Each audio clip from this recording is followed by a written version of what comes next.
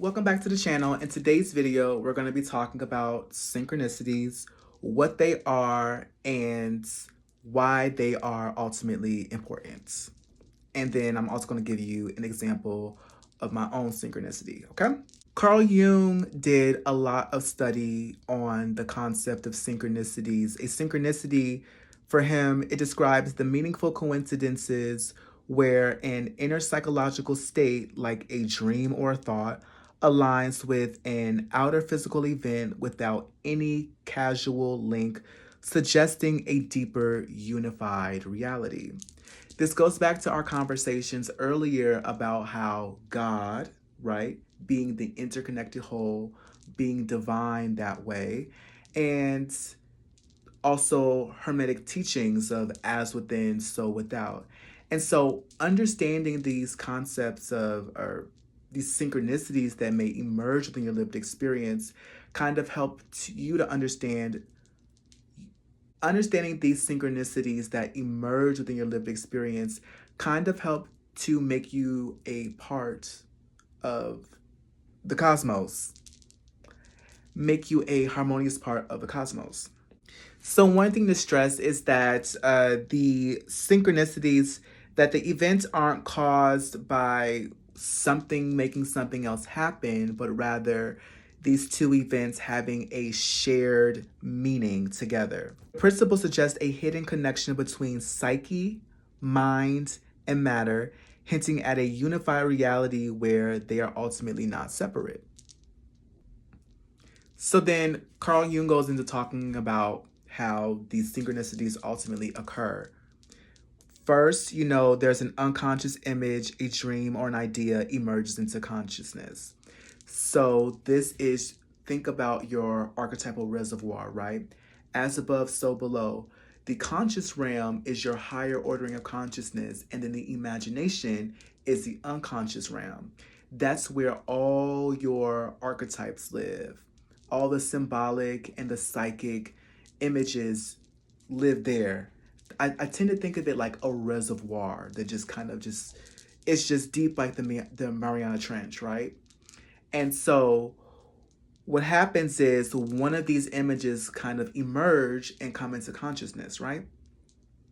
The second thing that happens, an objective situation happens at the same time that corresponds to one of these inner contents. And then thirdly, the striking juxtaposition between the inner and the outer event carries profound personal meaning for the observer, offering insight and direction. So the way that I then experience some of my synchronicities, I have a lot of them.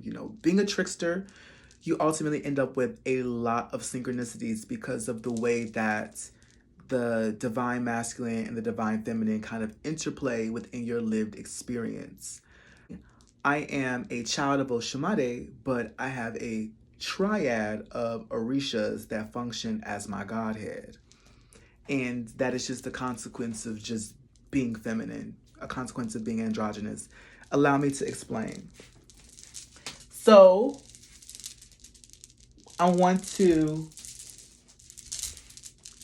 talk a little bit about Ein Soft and how some of that, the triad of the Orishas kind of synchronize with some of these structures within religious teachings, right?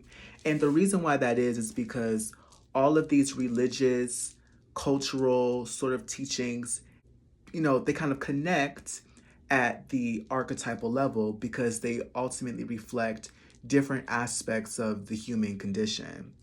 So for Ein Sof is a Hebrew word that means without end or infinite.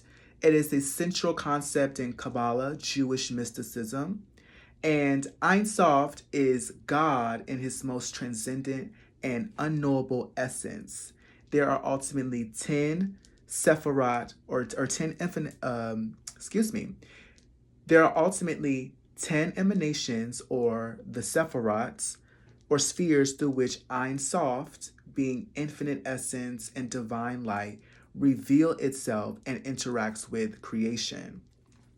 So the idea is that when you know your archetypes, you know your orishas and things like that, you then have the capacity to then begin to do the work of naming your lived world against the backdrop of a quaternity of socio-historic forces that have been imposed upon the human artifacts and a myriad of social constructs that one can use to then materialize their reality. So within the concept of Divine Soft, right, we have the crown, right? This is the Madonna. This is Olokun, right? So you have as above, so below, right? This would be Johnny B, John the Beloved, who will be the child of the Madonna. Then you have Oshimade and Eshu, right? So this is as within, so without. So Oshimade is the inner aspect of you. I'm his child, right? And this is how you get Mukimne. And then Eshu is the outer aspect. He is the shadow side of Johnny B. So Eshu is then the Antichrist. So then as you go down the Sephirot, right? They don't have all the emanations here, but I just have the most important ones, which reflect the Godhead, the three Godhead, right? Then this reflects the mind, body, and the soul, right? So Johnny B is obviously the archetype, it's the consciousness of the person. Then the body being your heart posture, because your heart is a physical substance. This being your heart posture, being Mukimne, and then your spirit is the feminine, right? This feminine expression of who you are as a person. Aflorar porque florecer es mi aflorencia y la herencia a la madre. This is your metaphysical substance for who you are. So noticing things like that beg the question, what do these synchronicities mean? Why are these synchronicities there like that? What do they then reveal about culture, about creating collective memory, and things like that? That it's important to then begin to see how these synchronicities emerge within your own lived experience so you can see yourself as a part, as a harmonious part of the entire cosmos.